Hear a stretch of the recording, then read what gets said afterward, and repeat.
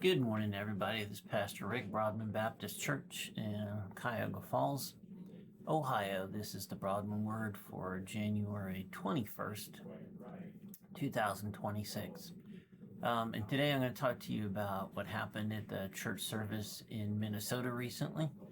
And it is going to just be me reading you an article from Pastor Rich Bitterman, a post that he put out, and I think it captures pretty much everything that we need to know about this situation and how we here in Cuyahoga Falls can move forward. It says, "Thank you for the disruption of the church service in Minnesota. The doors were already open when the voices came." A pastor paused mid-sentence. It happened on a Sunday morning in Minnesota during a service that looked ordinary until it wasn't. Shoes scuffed. A few people stood. Others stayed seated, hands still folded, unsure whether to look down or look up. The sanctuary, designed for praise, became contested ground. Arguments will swirl around that moment. They already have, as motives are weighed and causes defended, lines drawn and redrawn. Yet beneath the debate lies a simpler truth that should sober the church more than any headline. A boundary was tested, and it held only because people inside the room chose how to respond. This is why this moment matters. History teaches that pressure on the church rarely arrives dressed as persecution. It arrives first as intrusion, a disruption here, a rule there, an insistence that worship yield to urgency. In the last century, movements shaped by rigid ideology often treated the church as a rival authority, not because hymns threaten tanks, but because prayer forms allegiance that does not bend easily. The earliest signals were seldom dramatic.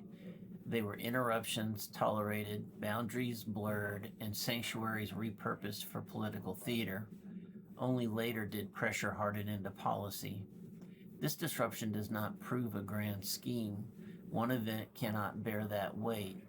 Yet it serves as a warning flare. It shows how easily a worship service can be seized and turned into a tool for pressure. Warnings like this are gifts if they are received while there's still time to prepare. Daniel knew the value of early preparation. By the time we meet him in the 6th chapter of his book, Daniel has outlived empires. He entered Babylon as a teenager, and he now stands as an old man beneath a new banner. Babylon has fallen. Medo-Persian administrators fill the halls. Fresh laws carry fresh seals, yet Daniel remains. He remains because his life has been shaped by habit. The new king needs order, so 120 officials are appointed. 3 presidents oversee them. Daniel rises above the rest, not through ambition, but through trust earned the slow way. His accounts balance, his word carries weight. As his hands stay clean, corruption finds no foothold in him, and that becomes the problem. Integrity obstructs those who want easy gain. Daniel's presence blocks the channel where stolen wealth should flow. His enemies study him and find no weakness in his work.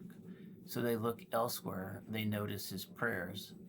They understand something crucial. Daniel's faithfulness to the king grows out of his faithfulness to God. His kneeling shapes his standing. Remove the kneeling, and the standing collapses. The plan takes form with smooth words, a decree that lasts 30 days, a small window, request directed through royal authority. Worship is allowed, provided it bends. The law settles into place, unchangeable by custom. Daniel hears the decree. He walks home and he climbs the stairs. The windows remain open toward Jerusalem. Light spills across the floor. Dust hangs in the air. Knees meet wood. Words rise. He prays as he did before. Morning prayer passes. Midday prayer follows. Evening prayer returns. Each time the same temptation whispers, adjust, delay, close the window, preserve the position, extend the influence. Daniel answers with silence and obedience. The courage seen in the lion's den grows from these ordinary refusals. The danger in Minnesota was not lions, it was interruption, a demand that worship yield its moment. The test was quieter than Daniel's, yet it asked a similar question. Would the gathered people allow prayer to be reshaped by pressure, or would they remain steady? History shows how much hinges on moments like that. When churches learn to brace for intrusion, they often learn to edit themselves. Hymns shorten, sermons soften, prayers become cautious. The change happens gradually, justified each step of the way. That pattern has appeared before in places where ideology sought to reorder allegiance. Daniel refused to edit his prayers. Guards escorted him away as officials watched with satisfaction.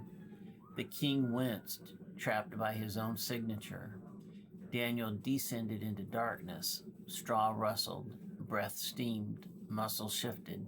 An angel arrived with authority, and the night passed. At dawn, Daniel rose unmarked. His deliverance was real, yet it was not the point. The miracle grew from the ordinary prayers spoken when prayers became costly.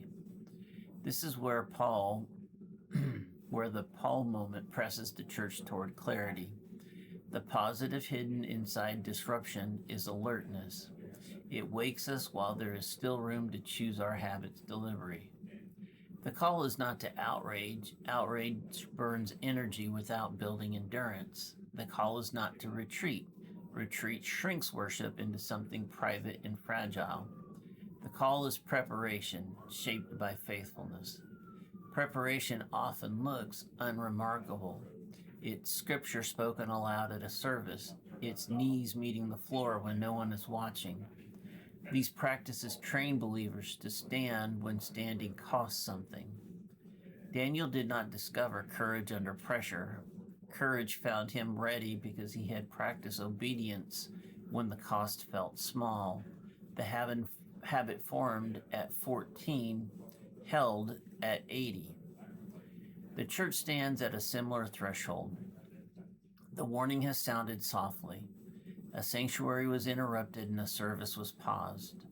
The question now rests with us. How will we respond before pressure hardens? The answer requires resolve. Gathering matters, public prayer matters, scripture read aloud matters, singing without embarrassment matters. These acts declare allegiance without shouting. They shape souls that do not bend easily. Daniel faced his window toward Jerusalem because promise oriented his prayers. The church must decide where its windows face, towards convenience or toward the kingdom that outlasts empires. The course of action emerges from Daniel's example in the moment we inhabit. Pray at set times, not only when emotion swells. Habit steadies the heart. Teach children obedience in small things because large trials grow from small refusals practiced over time. Keep worship central and visible, even when visibility invites scrutiny. Prepare calmly for disruption by agreeing in advance that prayer will continue, voices will lower rather than rise, and worship will not surrender its purpose. These actions do not shout, they endure. The protesters' interruptions remind us that the church does not control the world's response. It controls its own faithfulness. That faithfulness carries weight precisely because it refuses to perform. Daniel's story ends with kings passing from the stage and empires shifting like sand. Daniel continues, the remnant remains. That remains true today. Pressure will come in many forms. Some will roar, others will whisper. The response must be the same. Knees on wood, windows open, prayer steady, courage quiet. A warning received early becomes a mercy. It sharpens vision. It strips illusions.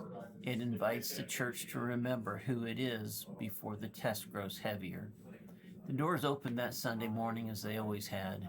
Hinges groaned. Sunlight fell across familiar faces. The interruption revealed something that had been there all along. Worship still matters enough to be contested. That knowledge carries responsibility. The time to pray as before has arrived. Well, I think that says it all. I don't know that I can add a whole lot.